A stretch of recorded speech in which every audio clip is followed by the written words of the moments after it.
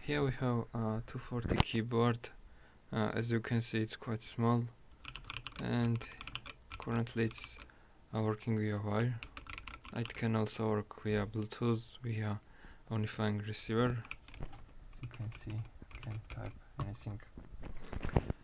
I will now unplug and show you the insights.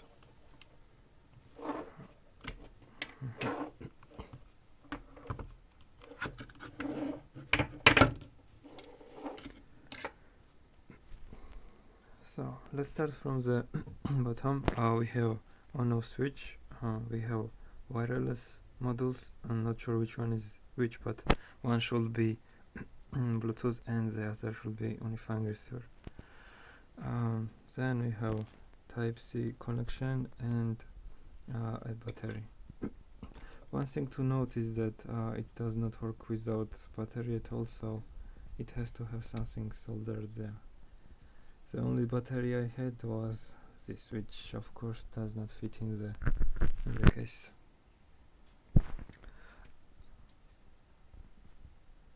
It's possible to remap keys on this keyboard. For this, they have a website where they host their software.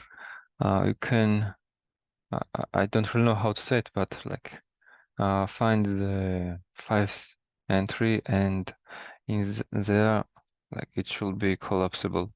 In there, the first link should land you on this page where you can download the software they have for Windows and Mac. I will download the Windows version.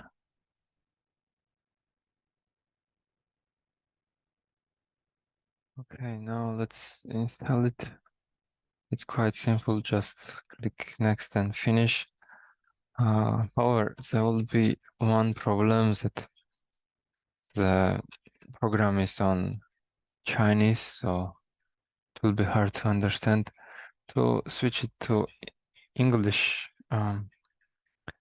go to the installation directory. I know it's weird, but there's a file we need to delete, and then its language will change. There will be a folder lang. Just delete these files. And now, if I reopen the program, as you can see, it's on English. Everything, including about section, layers, button names, yeah, and including tooltips. Do they appear? Yeah, so it's all on English now.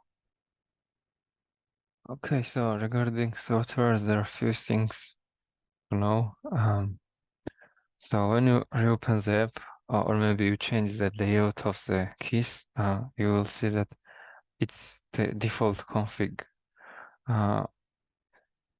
So you need to click on read keyma from keyboard, so you can pay attention to tab. I have removed this. I'll click on this, and it's now changed, and I think there was, yeah, the tab. I also remapped it. So always click on the read key map. Next thing I will talk is layers. So LM2 means second layer, LM3 means third layer. For example, there's a Bluetooth key which I have set on third layer, and if I want to click on this first, I will press this one just below enter. Then I will press this one, it should be control, but since you press on this, all keys change to third layer, and we have here PLE1, and the keyboard will start to be discoverable in your devices. And it should start blinking red, meaning that, yeah, it lets you know that it's activated the Bluetooth. Okay, so We can also remap any key to another key. For example, I don't want so many Bluetooth keys here. I will set, let's say, unifying receiver, and I'll just clear this button. Then I'll click on this one to save the keys. You will see on the lower bottom corner, set keyboard key map success. So that's like how you know it's saved. And just one last thing about this software. The inactive sleep time is like really short. Maybe it's me, but this like 3 minutes. So when you're using Bluetooth and you're not typing anything, it will like turn off. And it's for me at least it's very low number. Usually I change it to like 300 or 400 maybe.